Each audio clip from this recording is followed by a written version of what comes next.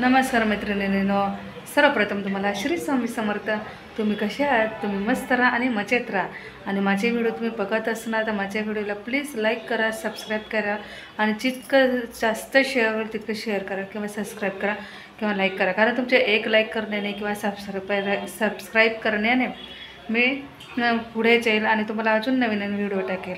तर पण मी ना काही कारणाने उद्यापन केलेले नाही आहे. ते पण कारण मी तुम्हाला पुढे सांगेल का नाही केलेले.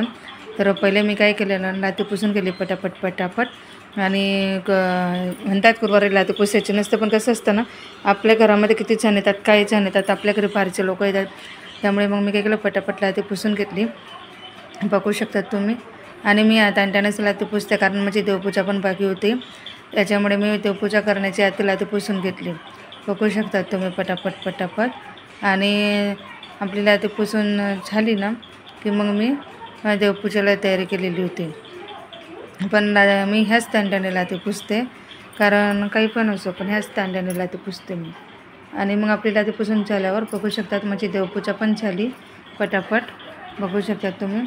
आणि आज कसं गुरुवार असल्या कारणाने ना देवघर असं एकदम भरून आलं आहे, बघू शकतात तुम्ही. किती छान दिसतंय देवघर, बघू शकतात तुम्ही. देवघर झाल्यावर मग मी काय केलं ना, आपली नेहमीच्या गुरुवारची पूजा सगळ्यात आधी आपण दिवा लावतो. नंतर मी पहिले छोट्या दिवा लावून घेते. छोट्या दिवा लावून घेतल्यावर मग मी पटापट पाया पडलं त्यांच्या दिव्याच्या. आणि मग मी पिवळं वस्त्र अंथरलं. चौरंगाच्या खाली मी स्वस्तिक काढलेले रांगोळीचं, बघू शकता तुम्ही. आणि तुम्ही म्हणाले आता तू उभी राहून करते पूजा हे मांडणी, तर हो, मी उभी राहूनच मांडणी करते. कारण काय ना, मला ना टिपायावरतीच ठेवायचं होतं. दुसऱ्या गुरुवारी पण मी टिपायावरतीच मांडणी केलेली होती, कारण पूजा पण छान होते आणि एक मोठी एक साईज भेटून जाते आपल्याला पूजा मांडणी करताना. म्हणून मी काय केलं नाही, टिपायावरती चौरंग ठेवला आणि त्याच्यावरती मग मी अष्टकमळ काढलं तांदळाने, बघू शकता तुम्ही. आणि मग नंतर लगेच त्याच्यावरती पाट ठेवला. तर नेहमी सांगते तुम्हाला अशीच पूजा करायची, म्हणजे तो कडच पडत नाही खाली. मग त्यानंतर नेहमीप्रमाणे आपल्या ह्याच्यामध्ये कलशामध्ये सुपारी, दुर्वा, पैसा हे टाकलं मी, बघू शकतात. आणि बघू शकता तुम्ही, सुपारी, दुर्वा, पैसा हे टाकलं मी आणि हळद कुंकू टाकलं, बघू शकतात. आणि एक तांदूळाचे 2-4 दाणे टाकले. त्यानंतर मग मी काय केलं ना, 5-8 दिवसांनी कुंकवाची पोटं रेखून घेतली, बघू शकता तुम्ही. कुंकवाची पोटाने रेखून सण हळद कुंकू लावून घेतलं त्याला, बघू शकता तुम्ही. त्यानंतर मग मी काय केलं ना, आंब्याचे टाळे 5 वृक्षांच्या 5 फांद्या आणलेल्या होत्या मी, टाळ्या तोडून आणलेल्या होत्या. फक्त फणसाची टाळी तोडता आली नाही मला, कारण ती टाळी ना वेगळी असते, म्हणून मी फणसाचे फक्त 5 पानं तोडून आणलेले होते. बाकी सगळे टाळ्या ठेवले होते मी, बघू शकता तुम्ही. 5 प्रकारच्या 5 फांद्यांच्या ठेवायच्या, 5 छाण्याच्या फांद्या. आणि एक गोष्ट सांगू का, तुम्ही अशोक वृक्षाचं पान असलं ना ते पण ठेवा, ते खूप चांगलं असतं अशोक वृक्षाचं पान पण, बघू शकता तुम्ही. मग त्यानंतर मग मी काय केलं ना, नारळ ठेवला, नारळाची शेंटी वर ठेवली. आणि मग देवी यायला वस्त्र अर्पण केलं, बघू शकता तुम्ही. देवीला वस्त्र घातलं मी, बघू शकता तुम्ही. आणि ते काठ बसत नव्हती. मी आता काय म्हटलं ना, ह्यावेळेस काही वेगळं सजवायचं.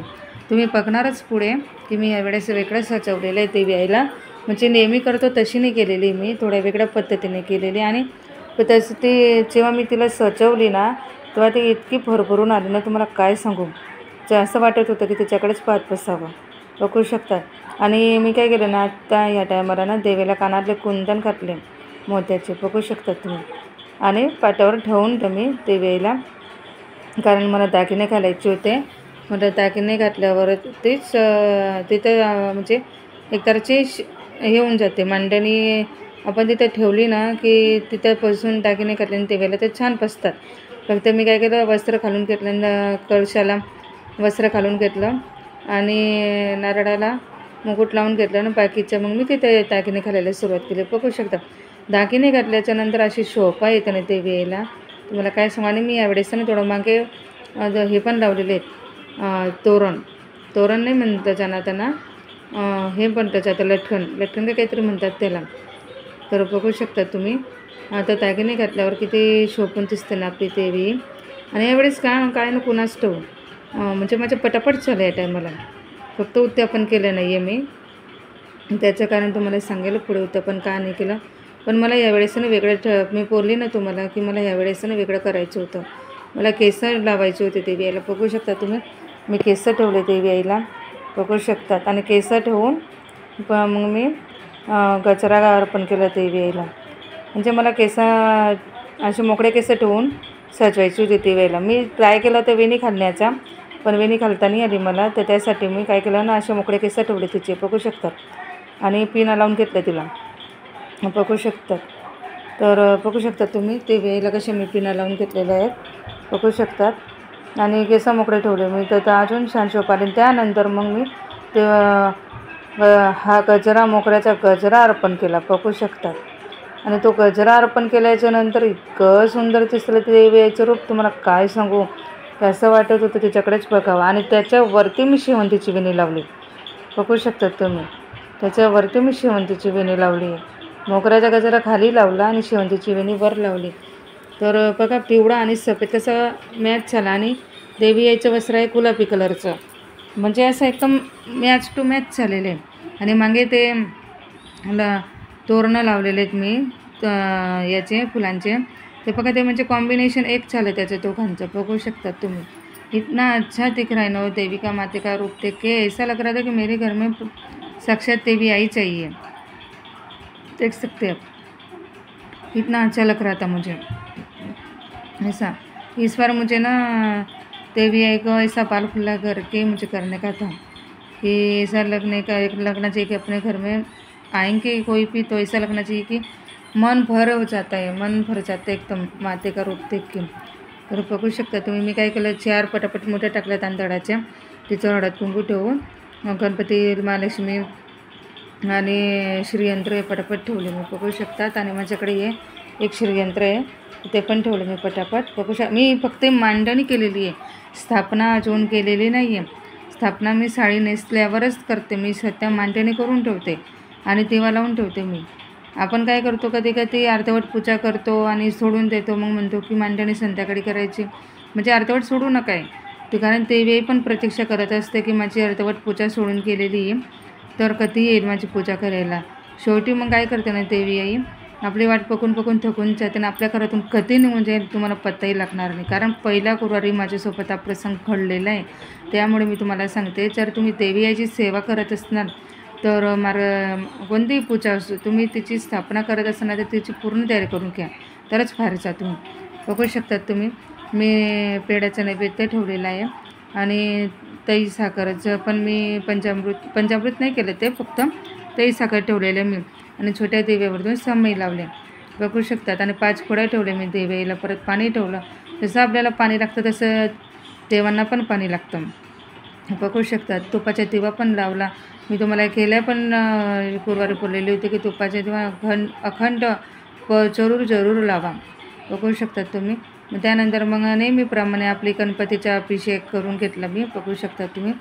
नेहमीप्रमाणे गणपतीला अभिषेक करून घ्यायचा दुधाने पाण्याने, ओम गणपती नमः म्हणून, आणि कपड्याने पुसून घ्यायचं त्याला व्यवस्थित स्वच्छ अशा कपड्याने. आणि तो आता तुम्ही म्हणारे काय शिंपडत होते, ते कोमित्र शिंपडत होते. आणि ते कोमित्र काय शिंपडत होते याचं पण कारण मी तुम्हाला सांगते. तर मी पटापट गणपतीची पूजा करून घेतली. आणि त्यानंतर मग मी माझ्या झाडाला आहे ना जास्वंदाचं छोटं फुलं आलेलं होतं, ते अर्पण केलं मी गणपती बाप्पाला. आणि त्यानंतर मग मी 7 फुलं अर्पण केलं आपलं झेंडूचं. नंतर मग मी महालक्ष्मीची अभिषेक करून पाण्याने पण केला, दुधाने पण केला ना, त्यांना पण मी तिथं जागेवर ठेवलं, बघू शकता तुम्ही. असं केलं मी, तिला पण हळद कुंकू अर्पण केलं आणि एक फूल सफेद फूल अर्पण केलं. त्यानंतर मग मी माझ्याकडे छोटंसं पैठक श्रीयंत्र आहे, त्याला पण पाण्याने अभिषेक करून घेतला, दुधाने अभिषेक करून घेतला आणि त्याचं पण मी हे करून घेतलं, बसून घेतलं कोरड्या कपड्याने आणि ते पण ठेवलं मी, बघू शकतात तुम्ही. तो पण श्रीयंत्र ठेवला मी, बघू शकतात. आणि नंतर मग मी फुलाने काय केलं, मग कुठं कलसावरती ते पाणी शिंपडलं आणि कपड्याने पुसून घेतलं. आपण फक्त मांडणी करून घेतो, आपण काय म्हणतो मांडणी करून घेतली साईडला हटवून गेली, असं नाही. आपण पूजेची पूर्ण तयारी करून घ्यायची. पण तुम्ही जेव्हा असा कलश मांडणार तर नक्की त्याच्यावर फुलाने पाणी शिंपडा, ब्राह्मण बघा आपल्याला गणपतीच्या वेळेस काय सांगतात की तुम्ही फुलाने पाणी शिंपडा असं सांगतात. त्याच्यामुळे यांना पण तसंच करायचे.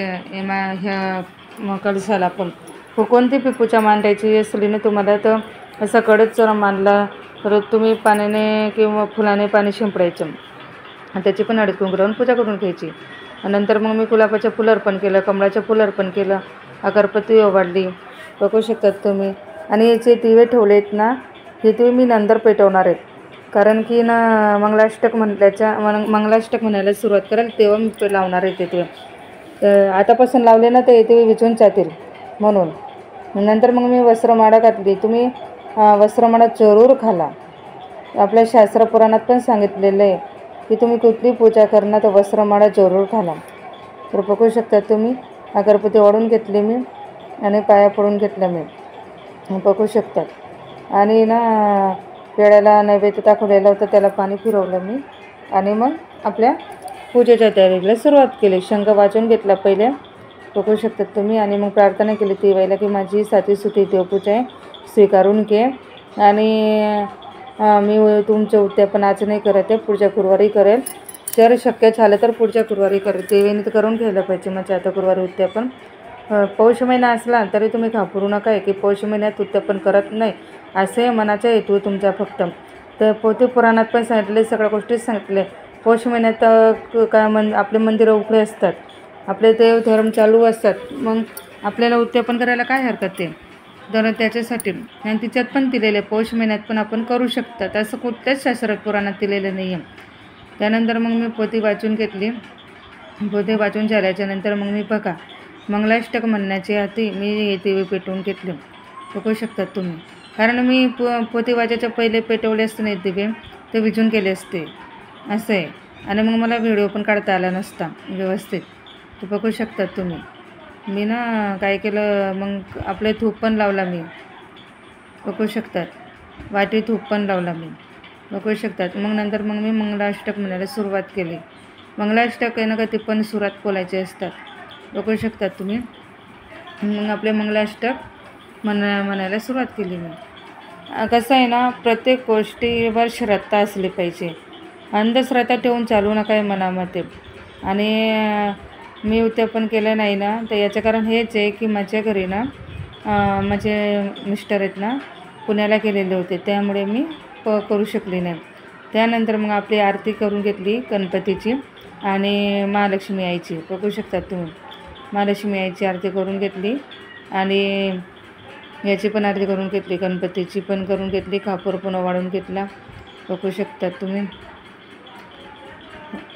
म्हणजे मांडणी करायला आपल्याला वेळ नाही लागत पण विसर्जन करायला खूप वेळ मांडणी करायला आपल्याला वेळ लागतो पण विसर्जन करायला उशीर लागतो बघू शकतात तुम्ही.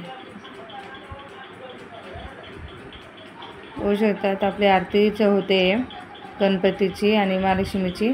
आणि मग मी कापूर पेटवला तो सगळ्या घरात ओवाळला. मी पण पाया पडल्या, मिस्टरांना पण बोलली पाया पडून घ्या तुम्ही, मुलाला पण बोलली. माझा मोठा मुलगा घरी नव्हता तर बाहेर पण मस्त छान अशी रांगोळी काढलेली आहे बघू शकता तुम्ही. हा थोडा व्हिडिओ मागे आलेला आहे पण सगळ्यात तुम्ही बाहेरच दिवे लावलेले होते रांगोळीला बघू शकता तुम्ही. इतकी छान रांगोळी आलेली आहेत ना मला काय सांगू. तर चला